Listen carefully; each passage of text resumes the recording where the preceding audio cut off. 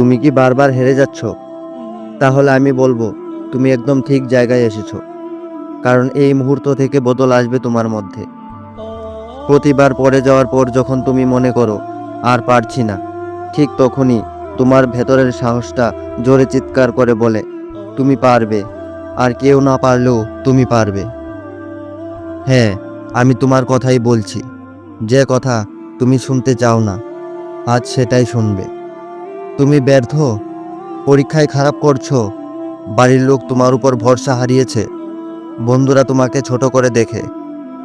তাহলে শোনো, এই ব্যর্থতাগুলোই তোমার সবচেয়ে বড় শিক্ষক। তুমি আজ যে অবস্থায় দাঁড়িয়ে আছো, ওটাই তোমার শক্তির শিকড়। কারণ এখন তুমি জানো হেরে যাওয়া কতটা কষ্ট দেয়। এখন তুমি জানো কারা তোমার পাশে নেই। এখন তুমি জানো চোখে জল এলে কাঁদবে না, আর ঠিক এখান থেকে উঠে দাঁড়াতে হয়। প্রত্যেক সফল মানুষ একবার না, 100 বার হেরেছে। তারা ঘুম হারিয়েছে, ঘাম ঝরিয়েছে, রক্ত দিয়েছে। তুমি কি ভাবো সফলতা এমনি আসে? না, কিছুই রাতারাতি হয় না।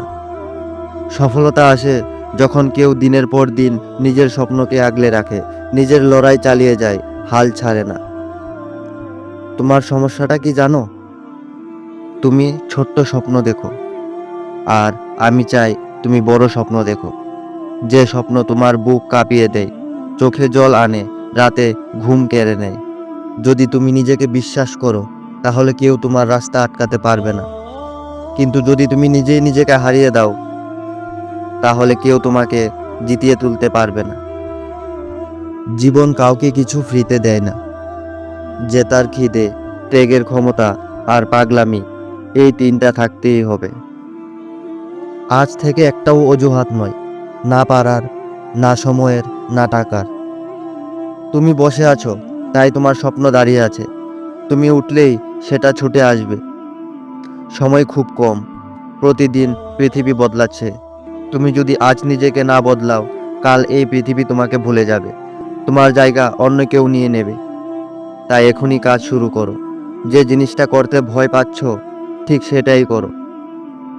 বন্ধু, তোমার জীবনের আসল গল্পটা এখনো শুরুই হয়নি। সবচেয়ে অন্ধকার সময়ে আগুন জ্বলে ওঠে। তোমার ভেতরের আগুনটা জ্বালাও। এই পৃথিবী মানে শুধু তাদের যারা পথ বানায়, পথ খোঁজে না। শেষ কথা বলছি, তুমি পড়ে গেছো, ঠিক আছে, কিন্তু এবার উঠে দাঁড়াও। কারণ উঠে দাঁড়ালেই জয় তোমার। এখনই কাজ শুরু করো, নিজেকে বদলাও।